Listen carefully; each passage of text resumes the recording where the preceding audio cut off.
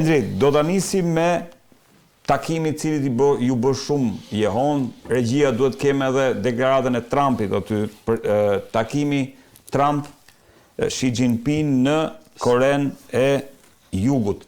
Si e vlerëson si moment? Ky takim erdhi në kuadër të një lufte që kanë bërë vazhdimisht, që është luftë tregtare dhe që është thelluar jashtëzakonisht shumë, po themi, sidomos në mandatin e dytë të Trump. Dhe normalisht Trump donte që edhe do akoma që të ketë një marrëveshje si thua tregtare që mund të zgjasë për një farë kohe me Kinën. Arsyeja e këtij takimi ishin jo vetëm tarifat, arsyeja e këtij takimi ishte edhe fakti që Kina vendosi një embargo ndaj atyre që quhen minerale të rralla. Kina embargo ndaj Shteteve të Bashkuara të Amerikës për minerale të rralla. Kina nxori para 2 javësh, ka nxjerrë një urdhër në të cilin thohet se çfarëdo lloj eksporti i mineraleve të rralla duhet kalojë më përpara për miratim në Komitetin Qendror të Partisë Komuniste Kineze. Pse Kina është eksportuese të mëdha. Kina zotëron rreth 90% të tregut botror të mineraleve të rralla. Po, kjo dhe po themi ka minerale të tregut botror të mineraleve të rralla. Dhe të burimeve natyrore. Sepse Kina ka punuar me një strategji, në kuptimin që, për shembull, një pjesë e mirë atyre mineraleve të rralla nuk janë në Kinë, por janë, po themi, në Afrikë. Kina ka investuar në Afrikë, ka vajtur në për ato minjera të cilat i prodhojnë këto minerale, i ka marrë me koncesion, apo i ka marrë nëpërmjet privatizimeve të ndryshme që ka bërë me kompani kineze, dhe kjo e ka bërë Kinën që të dominojë tregun botror të mineraleve. Sot 90% të mineraleve të rralla. Po janë minerale, për shembull, si puna e germanium, që është, po themi, përdoret jashtëzakonisht shumë në teknologjitë ushtarake. Këto minerale të rralla, sepse shërbejnë për prodhimin e çipeve. Këto lloj mineralesh, për shkak të vetive që kanë, janë ata të cilët janë një nga komponentët kryesorë të çipeve dhe normalisht dhe të teknologjisë së lartë. Dhe kjo e ka bërë ky lloj ndërhyrje që ka bërë Kina në këtë drejtim e ka vënë në vështirësi jo vetëm Shtetet e Bashkuara të Amerikës, por ka vënë në vështirësi dhe Evropën. Holanda ju përgjigj para një jave me shtetëzimin e një kompanie kineze e cila kishte marrë, kishte privatizuar një kompani holandeze dikur. Kompani që merresh me prodhimin e çipeve, sepse në Holland ndodhet ASML-ja, e cila është një kompania më e madhe në botë për dizenjimin e çipeve. Ajo është e vetmja që e ka ato teknologji dhe që mund ta bëjë atë punë. Dhe duke qenë se Kina vendosi këtë embargo ndaj mineraleve të rralla, Holanda ju përgjigj duke shtetëzuar këtë. Ndërkohë që Gjermania është duke negociuar dhe në një farë mënyrë Gjermanisë tani Kina po i vë kushte të rënda, pra po i kërkon, po thotë që jo vetëm që t'i japi listën e shitjeve, po dhe listën po themi, atyre vendeve në të cilat kush janë klientët, çfarë marrëdhëniesh ka, çfarë targeti ka, e këto tjera. Pra i kërkon gjithë këto pra në kuadër të eksportimit, pra thot, unë po t'jap këto minerale të rralla, po ti do më thush mua për çfarë i do dhe për çfarë, që në një farë mënyrë është që ti vjedhësh sekretin tregtar apo të kuptosh se çfarë është duke zhvilluar, po themi, Gjermania në drejtim të kësaj gjëje. Pra Gjermania është duke negociuar tani me Kinën. Pra kjo situatë që është në tregun botror me mineralet e rralla solli edhe këtë takim që ishte këtu. Po, solli një takim ku ja ku kemi deklaratën e Trumpit, që thotë se çfarë u arrit, po në fakt çfarë u arrit. Sepse nga 1/10 ky takim, thot Trump, ka marrë notën 12. Ndërkohë nuk ka ende asnjë akord, le të themi, një dakordsi që mund të vijë më vonë, apo dhe për Ukrainën nuk është se po diskutuan, por sërish tregon që nuk është arrit asgjë. Ajo që ndodhi në këtë rast, domethënë përveç këtyre që janë ulje të tarifave dhe hapin në një farë mënyre e tregut. Ajo që ndodhi që është më kryesore është që Kina premtoi që nuk do të vendosë embargo ndaj Shtetit Bashkuar të Amerikës për sa i përket mineraleve të rralla. Pra, një nga rezultatet e takimit ishte që kjo lloj procedure që ata kishin për mineralet e rralla ndaj Shtetit Bashkuar të Amerikës nuk do aplikoj. Dhe kjo ishte fitoria e Trump. Pjesa tjetër pastaj është e gjitha një fasad për sa i përket, u fol për, po themi, shikon çik. China has agreed to continue the flow of rare earth, critical minerals, magnets e tjera. Kjo është kryesorja e këtij takimi. Kjo është arsye kryesore. Nuk është një akord i madh me Kinën. Pjesa tjetër pasaj është që tarifat ulën nga 50% në 40%. Dhe pra nuk është se ishte në gjë e madhe, do vjesh një taks mbi fentanolin në 10%. Po do marrë sojën, do marrë sojën. To ishin garnitura. Ajo që ishte pjata kryesore, mineralet e rralla.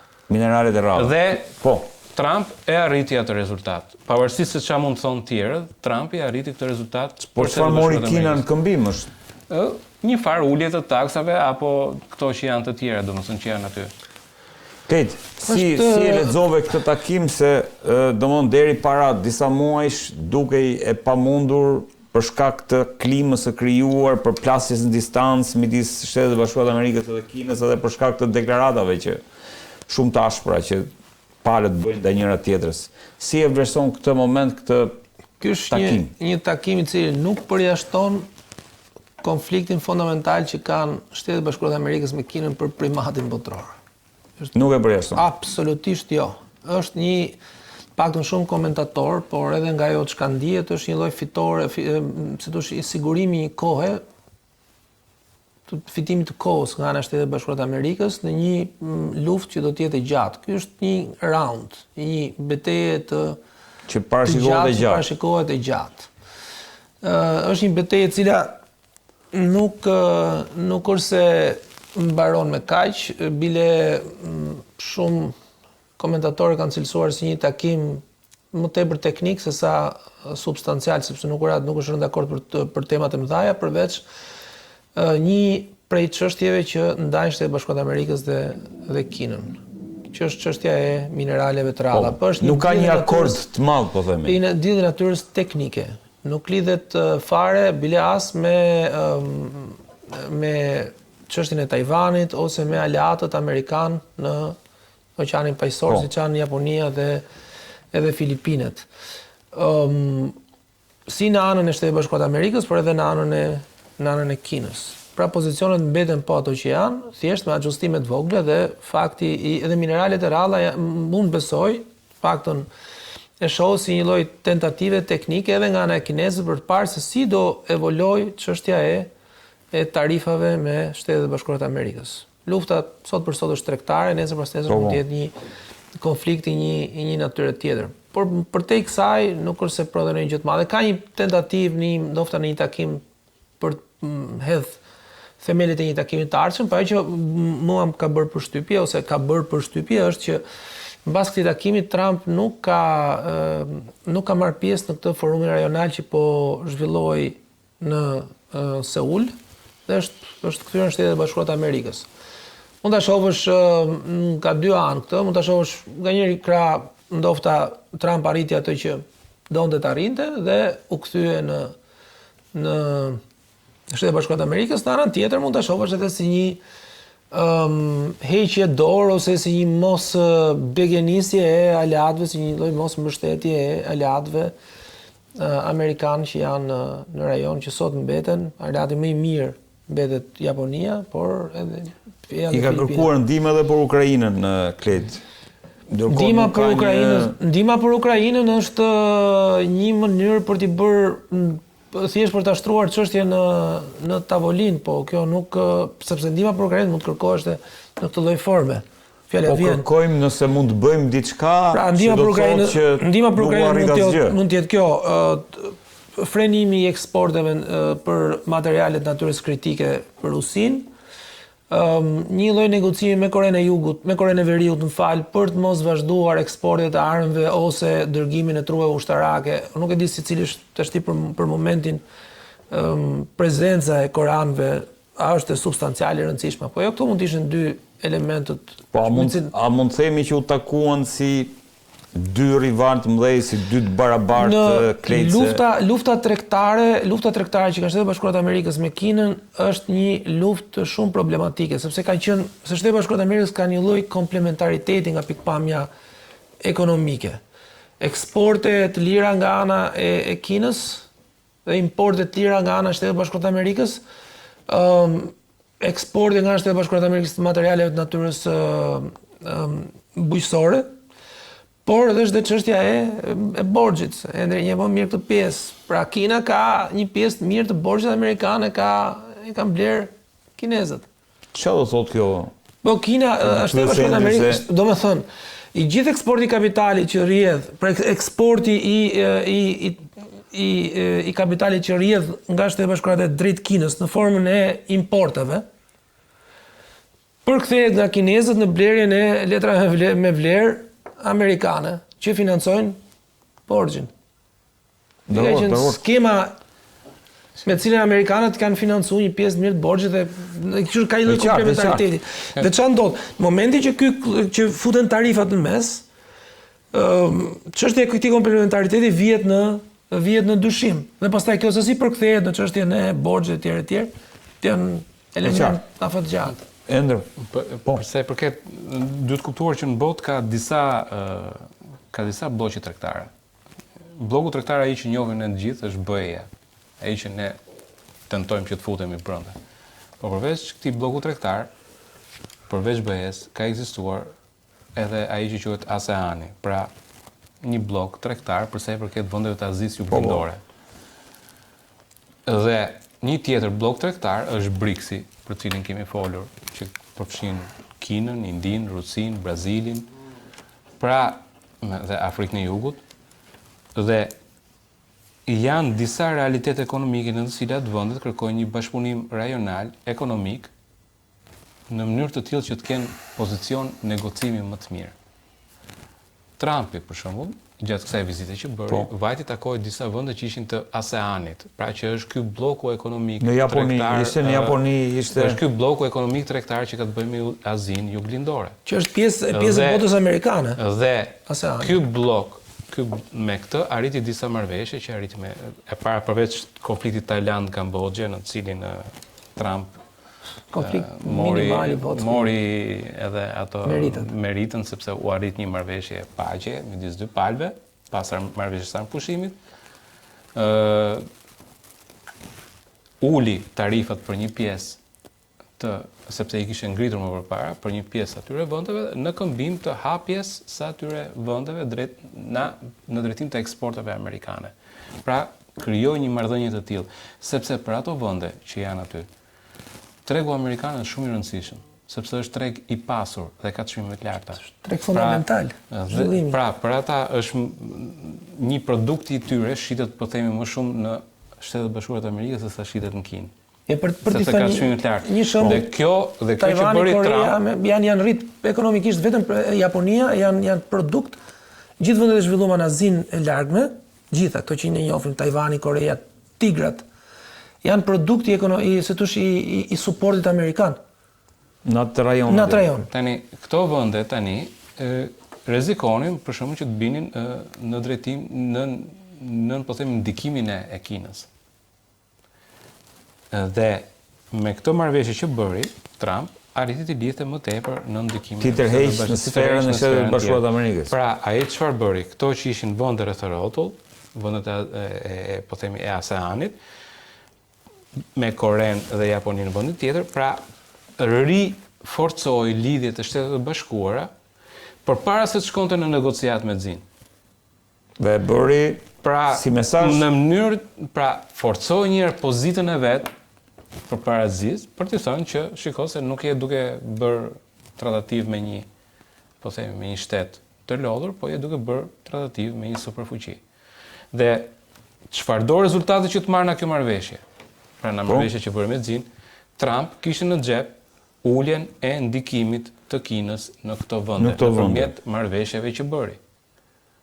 Pra, në një farë mënyre, vizita ishte dhe fitore diplomatike, për sa i përket Trump, sepse riafirmoi pozitën e Shtetet Bashkuara në rajon, por ishte edhe pjesa tjetër që ka të bëjë me po themi mineralet të rralla që për mua ishte më e rëndësishme në drejtim të ndërkohë krizës së momentit. Për Ukrainë. A të bëjnë një rrjet vetëm të vogël, të kemi parasysh vetëm diçka që në Azinë e Largme rreziku kinez është i madh për shtrirjen e influencës, por në Azinë e Largme ka disa probleme të tjera. Ekspansioni kinez do bie detyrimisht të ndesh me pozicionet kombëtare të shumë vendeve. Me Vietnamin, me gjitha vendet e asaj atij bloku që e rrethon Kinën, pra që nuk i lejon një dalje të hapur në det. Problemet me natyrës konflikteve detare. Tashti, në momentin që Trumpi vendos tarifa ndaj këtyre vendeve, raportet me Shtetet Bashkuara të Amerikës ftohen sepse të gjitha këto vendet, përfshi këtu dhe Vietnamin, janë të varur nga tregu amerikan. Do ta shohim që një vend si Korea, që ka qenë vend tmerrsisht i varfër vitet 50, është ai që është sot fal raportit privilegjuar që ka me Shtetet Bashkuara të Amerikës, tregtar dhe ekonomik, natyrisht edhe politik. Trumpi duke bërë këtë që tha Endri, në një farë mënyrë i jep forcë këtyre vendeve që ti rezistojnë, se thosh, përqafimit të ngrohtë që nuk është aq i ngrohtë kinez. Pra është më mirë një mik larg se sa një mik shumë afër. Që në termat e marrëdhënieve ndërkombëtare është thelbësisht e kuptueshme.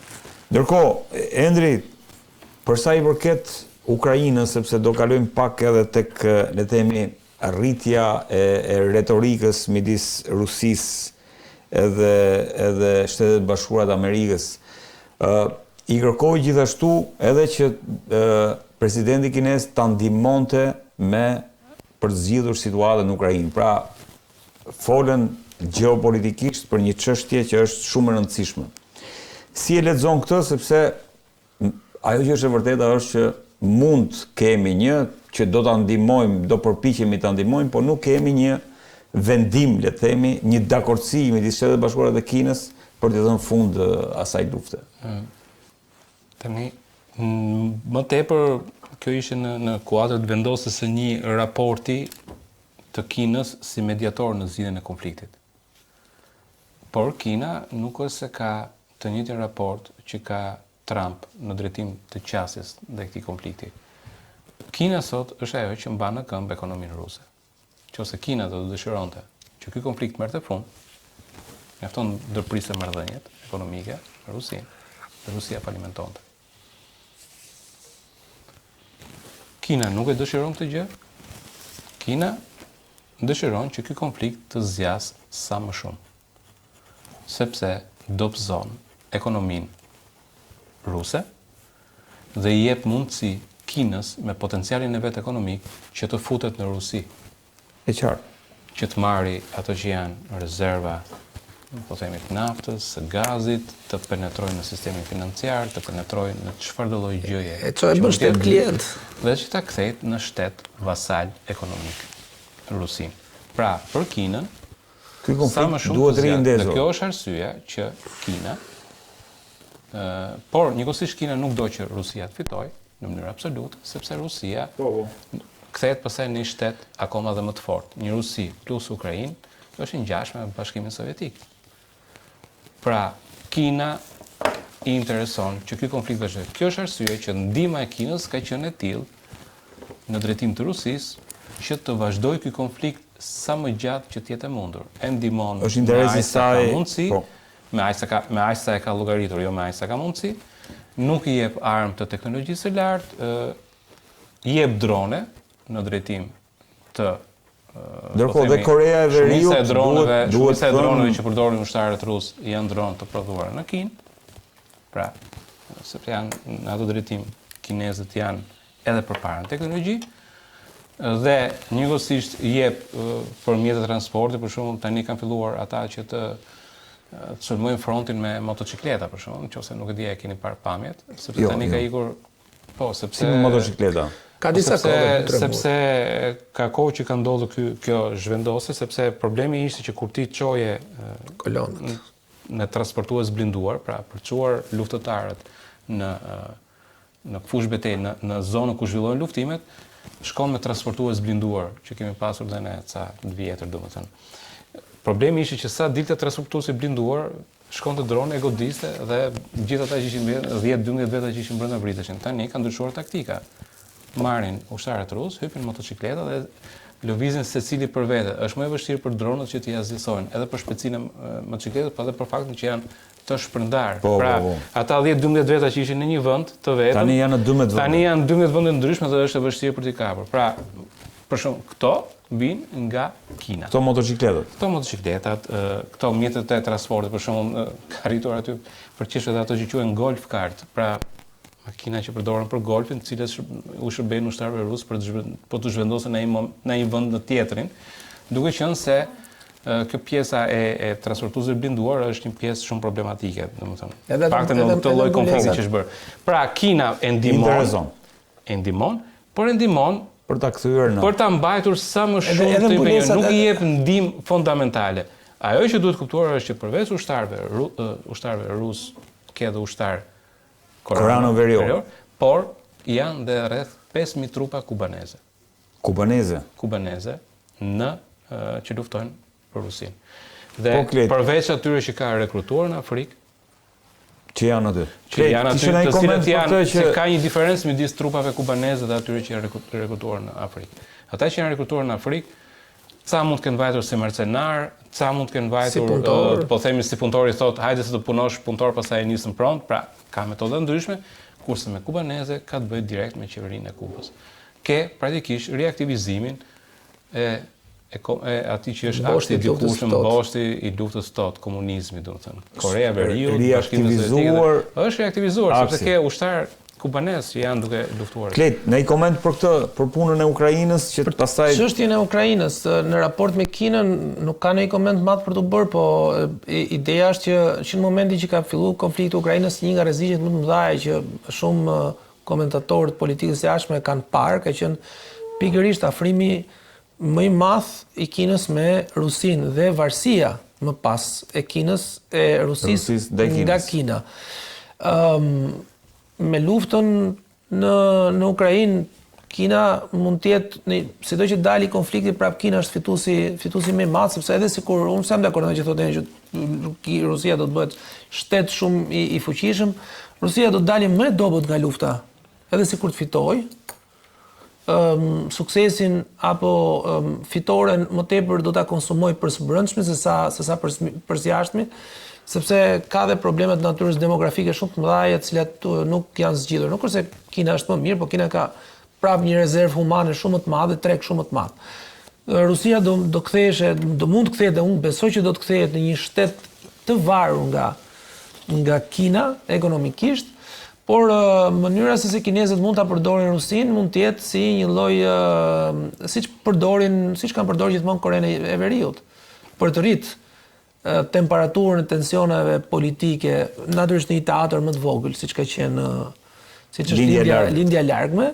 Kina ka përdorur gjithmonë Korenë e Veriut, ndërkohë që edhe është vënë, është ofruar Shtetet Bashkuara të Amerikës si ndërmjetës me Korenë e Veriut, ndërkohë që ka qenë vetë instigatori ose mbështetësi kryesor i Koreas së Veriut, dhe kështu mund të ndodhi dhe me Rusinë. Nesër mund të jetë një pedinë e madhe e cila mund të përdoret për presion ndaj BE-s.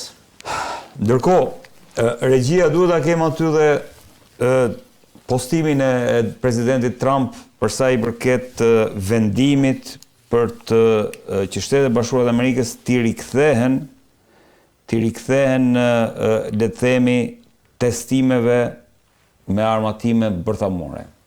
Dhe kjo ka ardhur menjëherë pas le të themi provave me Burevestnik dhe Poseidon që Rusia ka ndërmarrë së fundmi.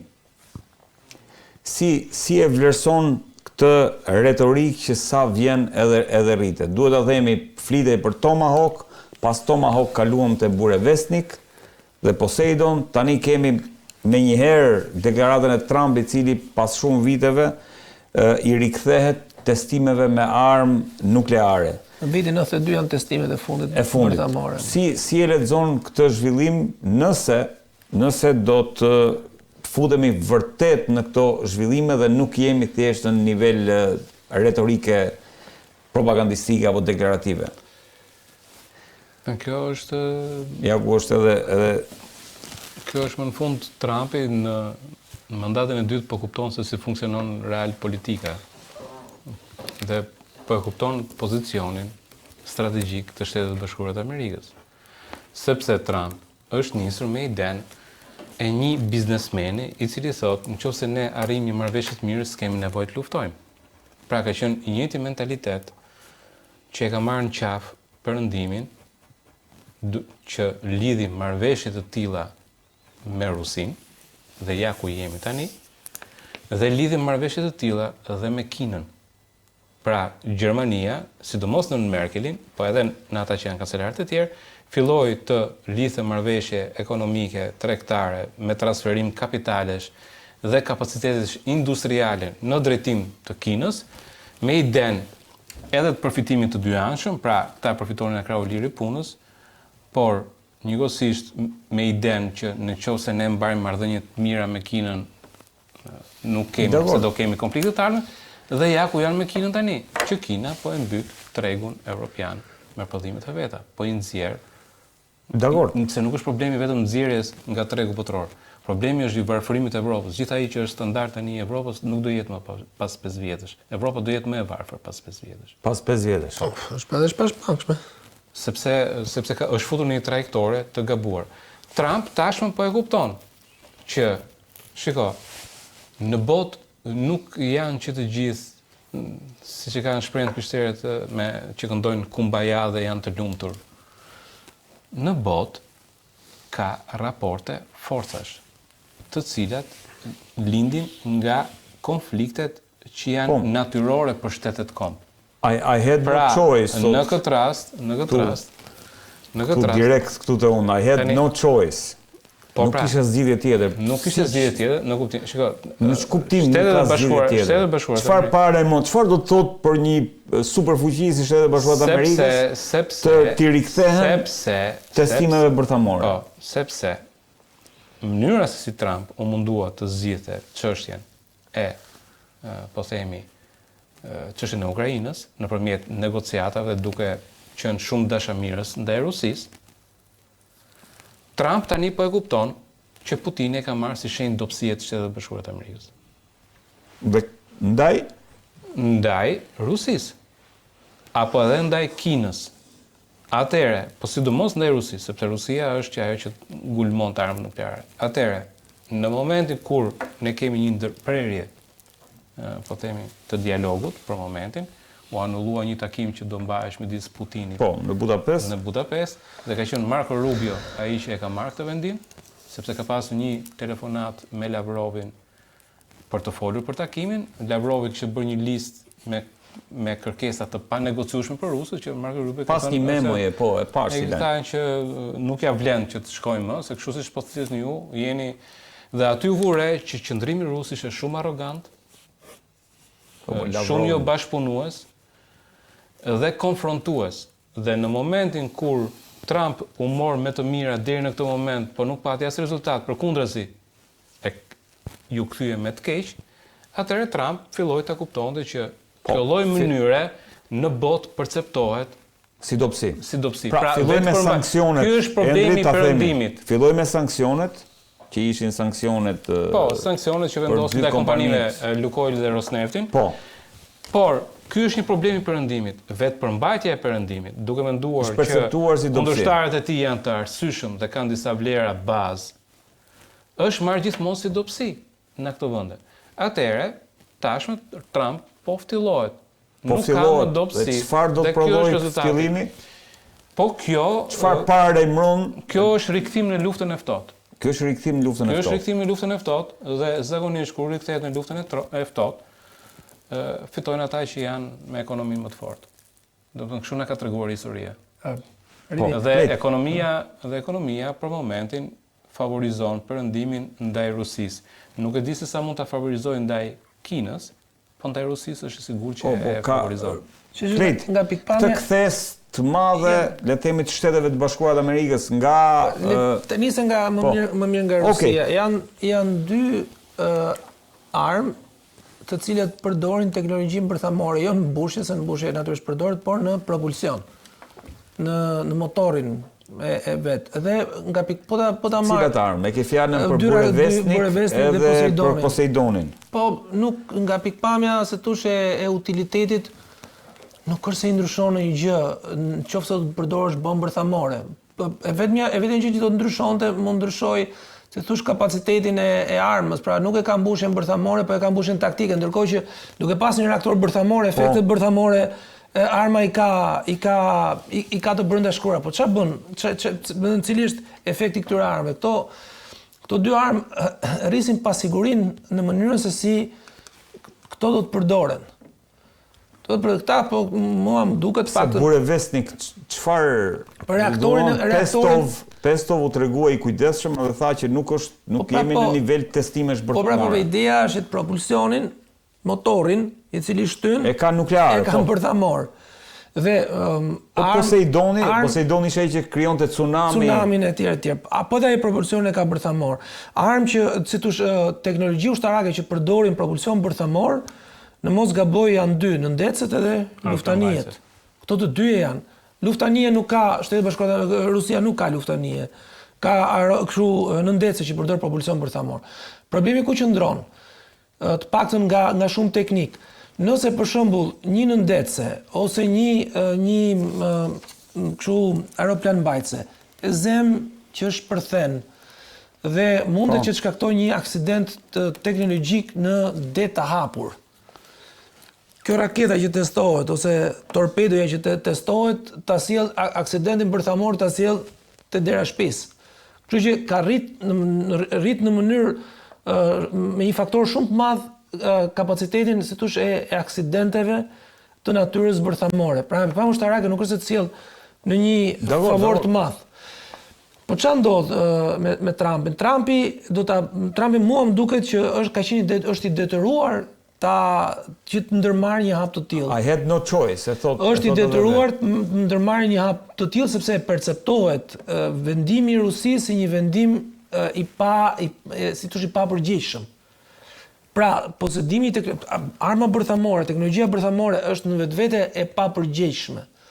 Pra, gjitha marrëveshjet ndërkombëtare që janë arrit deri më sot, janë munduar që ta kufizojnë. Ky është Burevestnik. Ta kufizojnë kapacitetin e përdorimit, e mundësisë përdorimit këtyre armëve, në mënyrë që të rritet siguria, pasi vetë si armë është e papërgjegjshme. Imagjino një aksident teknologjik që më i rëndësishëm ka qenë ai Çernobilit, po imagjino që shumë vende si puna e Gjermanisë ka dalë nga bërthamori edhe me pa drejt për shkak të frikës. Dhe incidenti i Çernobilit ka shkaktuar dhe në Shqipëri, ka shkaktuar edhe Fukushima, po të marrim ato që na përket, që ne kemi parë më afër, ka shkaktuar, ka sjellë efekte deri në Shqipëri mendohesh, cilët efekte. Imagjino që të kesh një armë të tillë, e cila në rast shpërthimi, qoftë edhe në ajër, e lëshove raketën, po bëni testim. Në Çernobil nuk është se shpërtheu gjë, thjesht u ekspozua sasia e radioaktivitetit. Edhe raketat të tilla dhe marrëdhënie të tilla janë për shiko. Çernobil fluturuese kanë quajtur. Tani po pikërisht pra, Burevestnikun. Tani sa i përket kapacitetit për të shkatruar njëri tjetrin. Gjithë ka. Është kapur ai që në vitet 70. Kjo pikë është arrit, s'ka më. Është arritur kjo pikë në vitet 70. Është doktrina MED, Mutual Assured Destruction, është shkatrimi ndërsjellë i garantuar. Domethënë, çfarë do lloj arme të re nuk bën ai diferencë. Të madhe, po. Diferencë vetëm bën sistemi mbrojtjes. Ajo që Trump po mundohet bëj me atë mbrojtje. Ajo Iron Dome që ato janë. Ajo është e vetmja gjë që mund të bëj diferencë. Për sa i përket kapacitetit për të shkatruar, ti je i sigurt dhe Rusia mund të shkatrohet nga Franca.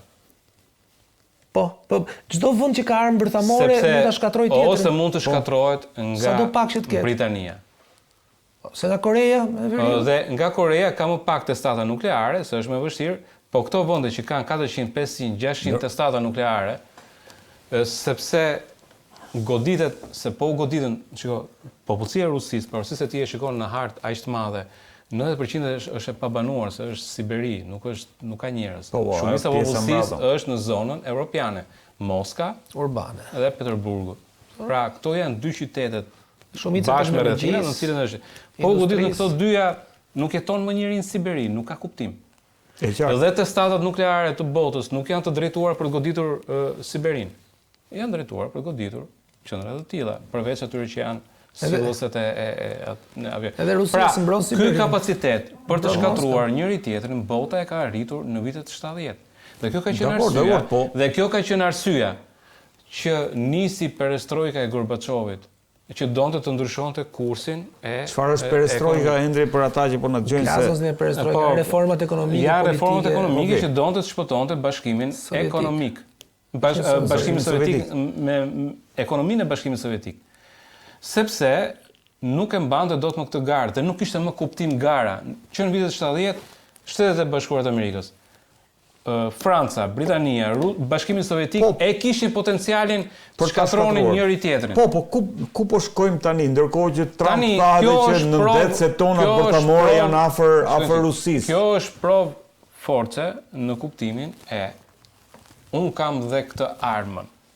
Është më tepër, si thua, lozje me atë. Pra, në qoftë se sistemet e tua të mbrojtjes, se këtu qëndron ideja te sistemet e mbrojtjes.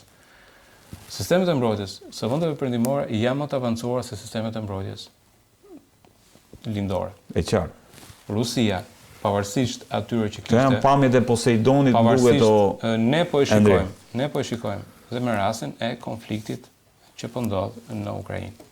Sistemet e mbrojtjes ruse, S-300, S-400, S-500, po dështojnë në mënyrë spektakolare. Dhe e vetëm gjëra që po kanë një farë mënyre efektshmëri, janë sistemet e mbrojtjes perëndimore që janë, po themi, patrioti, sistemet patriot, dhe sistemet IRIS që janë të prodhuara në Evropë, që janë ekuivalente të patriotit. Kurse Izraeli ka sisteme tjera. Këto sisteme kanë përqindje më të madhe kapjes të raketave dhe janë më mirë. Tani, duke qenë se këto sisteme janë më të mira, Rusia detyrohet që të shpiki armë të reja, që të evadoj këto sisteme mbrojtje, pra që të ruaj atë potencial që ka për të shkatruar. Pra, në vetvete, pra është ideja e kësaj që unë kam 5.000 raketa për t'i nisur ndërtimin tënd, mbrojtja jote mua mund të më kapi 4.500. Atëherë unë nuk ndihem mirë. Unë e ndryshoj teknologjinë në mënyrë të tillë që mbrojtja jote kundërerore mos më kapi këto 5.000 raketa, po të më kapi vetëm 100 ose 200. Pra, ideja në këtë drejtim nuk vjet në dyshim shkatrimi i dyfisht. Luftohet për të ruajtur këtë status quo nëpërmjet raketave të tilla. Nuk e di sepse duhet edhe të parë studiuar pak mënyra se si këto raketa do të përdoren, sidomos ato që godasin objektiva toksor, por imagjino hipotetikisht nëse këto mund të përdoreshin në Ukrainë. Nëse do mund të përdoreshin në Ukrainë. Dhe, për të thash, problemi ku qëndron? Raketa nuk ka testat bërthamore. E fjalën për Burevestnik që mund përdoret në Ukrainë. Ka reaktor bërthamor. Nuk të vras 500.000, 600.000, 700.000 veta të infektoj me radioaktivitet një hapësirë prej 2.000 km2 sa mund tjetë. Po, gjithsesi kjo është një gjashme me ato që quhen armë taktike bërthamore. Armë taktike bërthamore... Çfarë do të thotë? Armë taktike bërthamore janë ato armë që lëshoheshin me artilleri. Pra, nuk ishte një predh, nuk ishte një bombë që vinte në avionin, po ishte një predh e artillerisë, së thjesht, e cila kishte brenda një mbushje bërthamore. Të vogël. Dhe ti godisje me top, godisje 15-20 km distancë, dhe atje ku binte, shpërthente një mini bombë bërthamore. Ky ishte mbushje taktike bërthamore. Janë të ngjashme me bombat me uranium, me këto municionet me uranium të varfëruar. Po një sekondë, desha të një specifikim. Është shumë interesante sepse për shembull teknologjia bërthamore është përdorur kryesisht, ta thash, në marinë. Por vendet cilët e kanë pasur janë frenuar ose nuk e kanë parë të arsyeshme ta përdorin në propulsionin e mjeteve që përdoren në tokë. Për shembull, ka pas një projekt amerikan, më duket, mos gaboj, për prodhimin e tanku me reaktor bërthamor vitet 60. Tank me reaktor bërthamor. Fakte edhe armët taktike bërthamore për herë të parë i prodhoi Shtetet e Bashkuara të Amerikës. Po tank po i cili nuk ka kuptim nuk ka utilitet, s'bën sens. Sepse nëse ti e shkatron tankun me propulsion bërthamor, se njëna problemet që kanë tanket, për shembull, tanket ka qenë fakti që harxojnë jashtëzakonisht shumë naftë ose benzinë, varet se po kjo Poseidoni, çfarë është Poseidoni në terma të thjeshtë për ata që po na dëgjojnë? Është një armë e cila në këtë rast lëshohet nga nëndecet. Nga nëndecet, po, lëshohet aty dhe shpërthen përpara brigjeve. Pra, ai shpërthimi Fukushimës. Që zogranisht ndodh në ajër, kjo të sjell një tsunami. Pra, Fukushima ato deri afër brekut. Tek ty vjen tsunami, nuk vjen raketa. Tek ty vjen tsunami, edhe është quajtur Poseidon prandaj sepse vjen nga perëndia greke e detit, domethënë Poseidoni. Po, kjo ka reaktor bërthamor edhe Poseidoni? Pa ka apo është nëndecja që ka? Është nëndecja që ka përgjithsisht nëndecet, sidomos ato të cilat duhet që qëndrojnë një kohë gjatë në ujë, janë nëndece me reaktor bërthamor. Dhe bota përgjithsisht ka 50 vjet që i prodhon të tilla. Ne i kemi pasur me dizel, nëndecet tona. Këto në Vlorë. Po, këto që kanë qenë në Vlorë dhe problemi këtyre që kanë qenë nëndece, ashtu kanë qenë përpara. Duhet që të dilnin në ajër, do dilnin që të merrin ajër çdo X kohë, 24 orë po themi, nuk mund të qëndronin shumë të zhytura për një kohë shumë gjatë në ujë. Kurse nëndecet bërthamore mund të qëndrojnë për një kohë gjatë në ujë. Sepse reaktori bërthamor bën edhe furnizimin me oksigjen. Domethënë këta e kanë zgjidhur gjithë, ai mund të qëndrojë për një kohë shumë gjatë në ujë. Dhe jo vetëm kaq, por nuk ka nevojë që të kthehet në bazë për të marrë naftë se i mbaroi nafta. Ose nuk ka nevojë për anije furnizuese, bota dikur më përpara e zgjidhte cisterna, të cilat për shembull në luftën e dytë botërore, cisternat shkonin në Atlantik, të maskuara si anije tregtare, gjermane për shembull që mbante nëndece, furnizoheshin me naftë aty ata dhe zhyteshin poshtë. Këtë gjë e kanë hequr nëndecet bërthamore. Pra, të rikthehemi kësaj, këto janë gjithmonë metoda për të ruajtur atë potencial që është potenciali për të shkatruar në mënyrë.